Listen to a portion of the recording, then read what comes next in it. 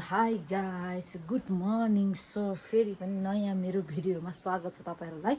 अनि म नि भर्खरै उठेँ। आज चाहिँ अलिक छिटो उठेको चाहिँ गाइसहरू, किनभने आज सुन्तला टिप्नु छ नि त। सो भर्खरै उठेँ म, अनि मुखसुख चाहिँ भर्खर धुइसकेको छु। अनि मेरो मर्निङ भइसकेको छ भने गाइसहरू तपाईँहरूलाई गुड मर्निङ फेरि पनि है त दुईचोटि। सो त्यो गाइजहरू हिजो चाहिँ एकदमै थाकेछु। ब्रदर झन् कति थाकेको छ, उसले झन् धेरै बोकुचाल गरेको छ। यो जिउ यो पाताहरू चाहिँ एकदम दुखेको छ। सुन्तला टिपेकोले होला, यो हातहरू चलाउनु भएको छैन। यो हात त झन् यस्तो दुखेको छ गाइजहरू। अनि यो हातहरू चाहिँ मेरो यत्रो यत्रो गाँठो भएको छ। यो त्यो यस्तो धेरै यस्तो चलाएर होला कि गाइजहरू, मेरो यो हातको गाँठो चाहिँ यत्रो यत्रो भएको छ। पहिले यो औँलामा रिङ लाउँदाखेरि सलट्टै पसेर सट्टै निस्किन्थ्यो, अहिले त यहाँसम्म पनि पस्दैन। खै घरमा आएपछि धेरै त्यो यस्तो यस्तो काम बेसी त्यो भएर होला। सो त्यही हो गाइजहरू, नो प्रब्लम। अनि आज चाहिँ के हो गाइजहरू, 800 केजी भने यहाँ हिजो 154 मात्रै टिपिया छन्। यस्तो साह्रो पर्छ होला आज, सायद खै के हुन्छ थाहा छैन। पुगेन भने हाम्रो सुन्तला 154 पुग्न निकै गाह्रो छ। 800 पुग्न। सो आज पुगेन भने बाउहरूको पनि लग्नुहुन्छ के हो थाहा छैन। कति बेला आउनुहुन्छ, बाबासँग हिजो बेलुका कुरा गर्दै हुनुहुन्थ्यो फोनमा। सो थाहा छैन। सो अब अगाडि के हुन्छ सो हेर्दै जानु होला। अब चाहिँ उठेर खाजासाजा कफी खान्छौँ, अनि चाहिँ काममा लाग्छौँ होला गाइजहरू। भरे झन् यति थाकिन्छ होला आज, हिजो जिउ दुखेर हैरान भएको छ। So no problem. सो के हुन्छ हेर्दै गर्नु होला गाइजहरू। सो गाइज म चाहिँ खाजा खाँदैछु। अहिले चाहिँ खाजा खाने टाइम भयो, तर घाम चाहिँ आइसक्यो। अनि खाजा चाहिँ हामीले खाना जस्तै खान्छौँ।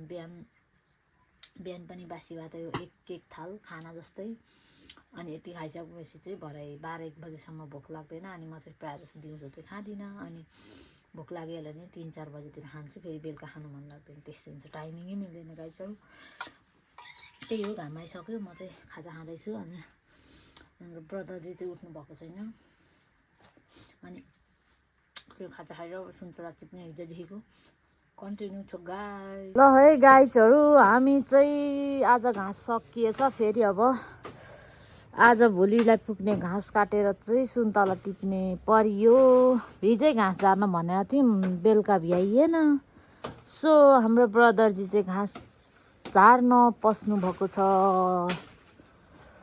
ल है गाइस, हामीले चाहिँ फाइनल्ली घाँस काटेर पनि टक्कै रेडी गरियो, थपक्कन राखियो घाँस। अब चाहिँ म चाहिँ यहाँ मही खाँदैछु। मही हाम्रो कवि मनिङले ल्याइदिनु भएको 1 पेप्सी मही ल्याइदिनु भएको छ। यति चाहिँ खाइसक्यौँ हामीले। गर्मीमा चाहिँ अमिलो हुन्छ मही, तर जाडोमा चाहिँ गुलियो छ है। सो गाइस फाइनल्ली आज चाहिँ हिजो बिहानभन्दा बेलुका भन्दा धेरै टिपिए जस्तो लाग्दैछ ब्रदर र हामीले। हेर्नु त,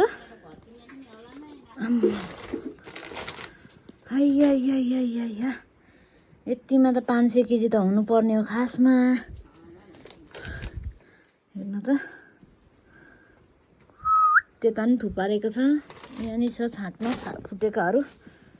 ल है गाइजहरू, हामी चाहिँ अब खाना खानलाई आइयो। एक दुईवटा फुटेको छ, यसमा छ फुटेको एक दुईवटा फुटेको। ल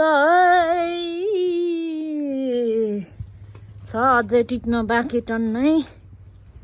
ल त गाइज अब चाहिँ खाना खान्छौँ। गाइज यहाँनिर रात परिसक्यो, 3 बज्न लागिसक्यो। हिजोबाट चाहिँ हामीले 300 केजी पनि टिप्न सकेका छैनौँ। अनि हाम्रो अनुसार चाहिँ हाम्रो काँटा बिग्रेको होला भन्छौँ। यहाँ कति धेरै छ नि त यहाँ सुन्तलाहरू। यता नि टन्नै छ, यतिमा त 300 केजी मात्रै त छैन। हेर्नु त यहाँ। अनि यो ट्राई गर्दै उत्यो हुन्छ क्या, यो डल्लै लाउँदा चाहिँ 1 केजी मात्रै देखाउँछ। अनि योबाट दाना निकालेर चाहिँ 7वटा हाल्दा ठिक्क 1 केजी देखाउँछ। अचानक हाम्रो मेसिनले काम गर्दैन भन्नु हुँदैछ। बिग्रेकै होला भनौँ, हिजोदेखिको यसलाई ट्राई गरौँ है त। ल हेर्नु न गाई चरो यति यहाँनिर घटीमा नि 4 केजी 5 केजी जति छ होइन, तर यहाँ मेसिनमा 1 केजी देखाउँछ।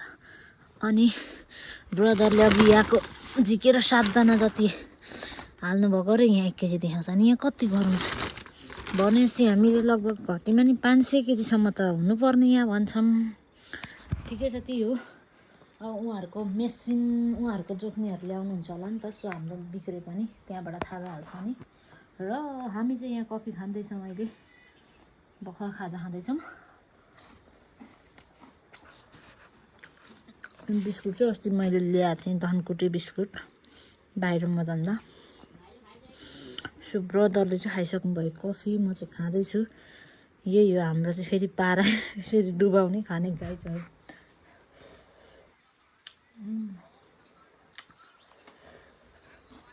अब 3 बजे ठ्याक्कै जानु त। अब खाजा खाएर यो बोट चाहिँ सकिन्थ्यो कि झ्याप्पै रात पर्छ गाई छ। अब त्यही हो, अब खाजा खान्छौँ फेरि लगातार टिप्छौँ।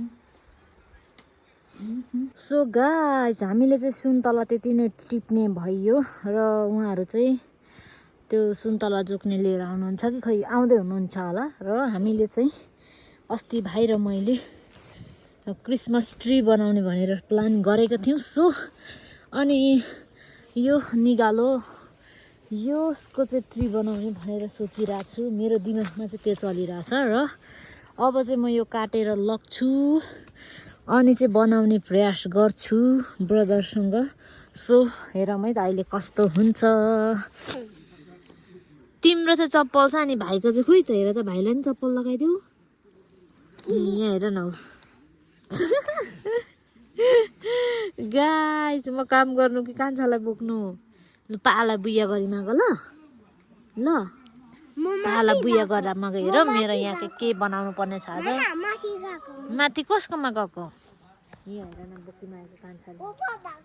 अब म बोक्न सक्दिनँ, बोकिमागेको हेर न। को फोपा? फोपा त हातबारीमा छ त तिम्रो फोपा। कसको घरमा? धर्कुना फोपा? डेडा गएको होला। सो गाइस फाइनली मैले चाहिँ यस्तो ट्री बनाइ निकालेँ। त्यही हो गाइजहरू। अब यसमा चाहिँ मैले बत्ती हालेपछि देखाउँछु है त ल तपाईँहरूलाई। मैले यस्तो हातै यस्तो भयो हेर्नु न, यस्तो साह्रो पऱ्यो नि यो बाँसको चोयाले क्या। जो सुत्रीले कसेर यहाँ सुइरानदेखि सुत्रीले कसेर यस्तो हाँसउठ्दो बनाइ निकाले गाइजहरू। बल्ल बल्ल बनाइ चाहिँ निकालेँ, तर अब यहाँ बत्ती हालेपछि कस्तो देखिन्छ सो हेरौँ है त गाइजहरू। अब बत्ती हाल्छु म चाहिँ। अनि त्यही हो गाइजहरू, दिउँसोदेखि थालेको झ्याप्पै रात पनि पर्यो अनि खाना खाने बेला नि भइसक्यो भन्दै हुनुहुन्छ मम सरले। सो त्यही हो गाइजहरू, अब चाहिँ खाना खान्छु। अनि त्यही हो गाइजहरू, अर्को अपडेट भन्नुपर्दा चाहिँ सुन्तला लिने दाईहरू उता इटहरीबाट बिहान बेलुका आइपुग्छौँ भन्दै थियो। सो अहिलेसम्म आइपुग्नु भएको छैन, सायद खाँदबारी बस्नुभयो होला, भोलि आउनुहुन्छ होला। सो त्यही हो। अनि हामीले चाहिँ सुन्तला आज जति टिप्यौँ त्यति मात्रै छोडिदिएको, अब भोलि चाहिँ नटिप्ने। अनि जति पुग्छ त्यति नै लग्नुहुन्छ होला। सो हामीले 50 रुपियाँ केजीले दिएर सो 800 केजी त हामीलाई 40,000 घाटा हुने रहेछ। अनि टिप्दा पनि एकदमै थाकै लाग्यो क्या, टिप्नै सकेको छैन भाएर मैले हिजोदेखिको। अनि अल्छी नै लाग्यो। अनि ओइराउँछ जति छ त्यति लाग्छ, पछिसम्म बिक्री भइहाल्छ भन्ने हिसाबले हामीले चाहिँ छोडिदिएको। पछि फागुन चैततिर नि गाइजहरू यस्तो यो सुन्तला यति खोसारा मार हुन्छ नि, 200 रुपियाँ केजी दिन्छु 200 केजी भए पनि लग्छु भनेर आउनुहुन्छ भन्दै हुनुहुन्थ्यो मम्मीहरूले। सानसानो पनि बिक्री हुन्छ फागुन चैततिर। अहिले सबैतिर भाउ छ र पो मान्छेहरूले छानी अनि 100 रुपियाँ सस्तोमा खोज्छ। भोलि पर्सि त फेरि फागुन चैततिर अलिक गुलियो पनि हुन्छ नि त।